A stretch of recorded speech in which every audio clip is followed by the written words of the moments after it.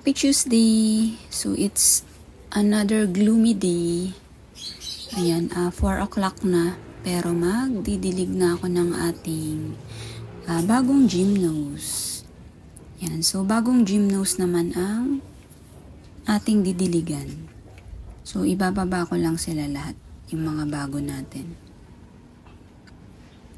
Ayan, binababa ko talaga guys pag nagdidilig ako. Kahit ganyan sila kadami. Natsyatsaga ako. Hindi ako everyday nag-check, every 2 days. Kung sino yung dry, yun lang yung mga binababa ko. Saan pa ba yung mga bago? Ito. Kalat-kalat kasi yung mga ano.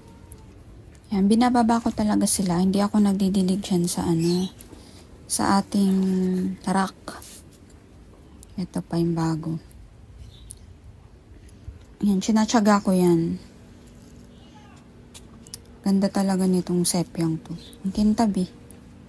Ayan yung bago nating narepat. Didiligan ko na rin. Ito pa pala yung 3. Ayan siya. Ang ganda oh. May pagka-brown siya guys. Napakaganda talaga ng mangustin ano na to, hybrid. Ito yung unang-una ko. Oh, tignan nyo. Kamasikip. Tingnan nyo yung kulay niya, oh. Hindi na siya black. Green na siya. Green na siya, guys. Ayan, kasi nga, dahil sa ating bubong. Pero, okay lang yan. Pagka, ano naman, pagka naitaas natin, pabalik na ulit yung dati niyang kulay. Ang mahirap lang pag succulents. Kasi pag nag-etiolate yun, yung shape ng leaves niya, hindi nababalik. Kumpara pag gymno, yung kulay lang talaga nila yung nagbabago. Ito pa yung crested. Ito pala guys, yung freebie natin ng Françoise ay nakaraan. So, nadiligan ko na to last week. Ayan siya, ang cute niya.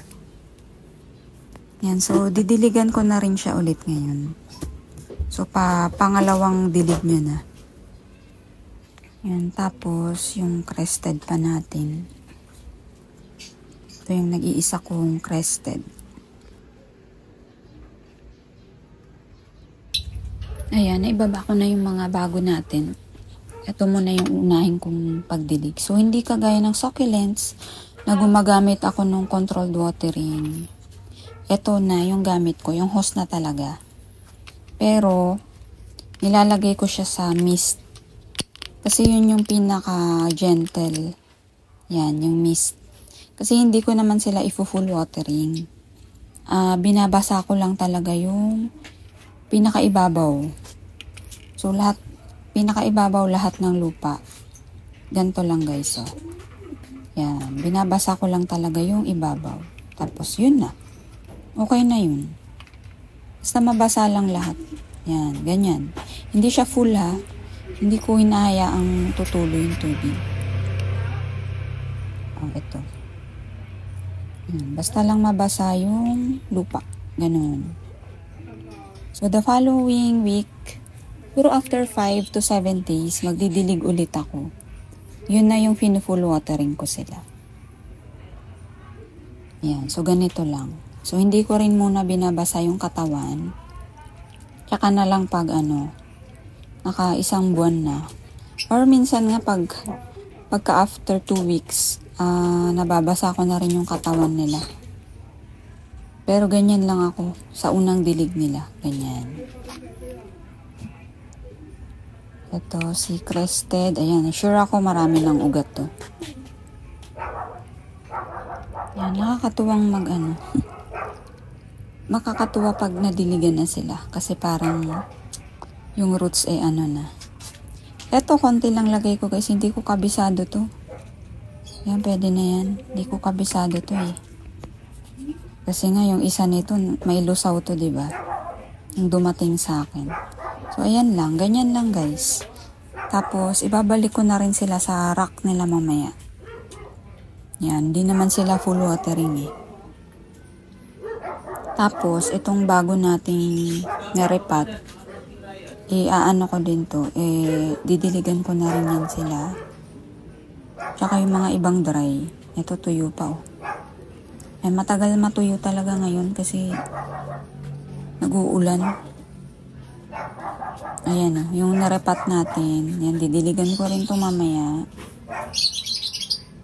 Yan, ito. Ito pala guys, ito pala yung sinasabi ko sa inyo, nagka-pest. Parang skills. So, last time, inalis ko na to. Gamit ko yung cotton buds na may alcohol. Parang, parang bumalik. Maliliit. Ayan, no, may puti-puti. So, lilinisin ko na lang ulit siya. Pwede naman kasi to guys, i-uproot tapos i-brush. Kaya lang parang ayoko na siyang i-uproot. So, itatry ko muna yung pag manual muna. Ayan. I-ano ko ulit ng Q-tips na may alcohol. Ayan o, meron ulit eh.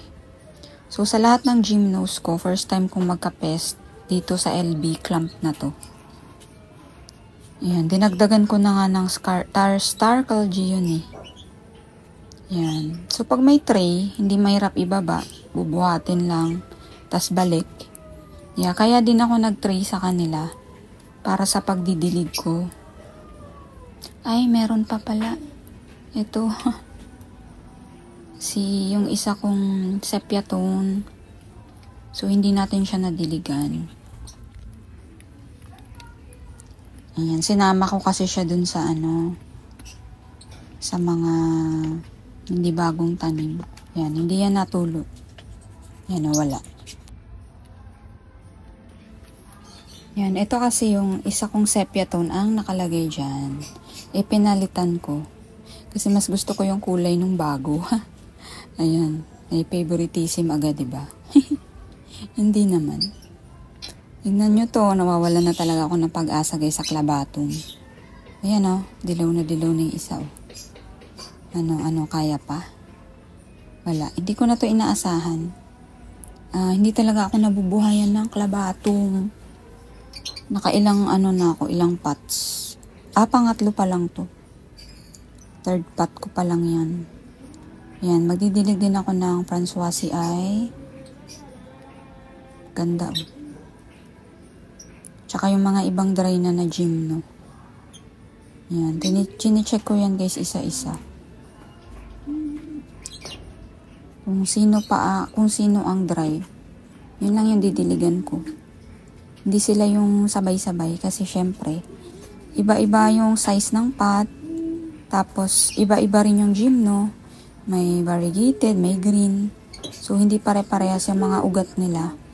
Kaya hindi sila sabay-sabay na natutuyo yung lupa. Tabingi talaga to.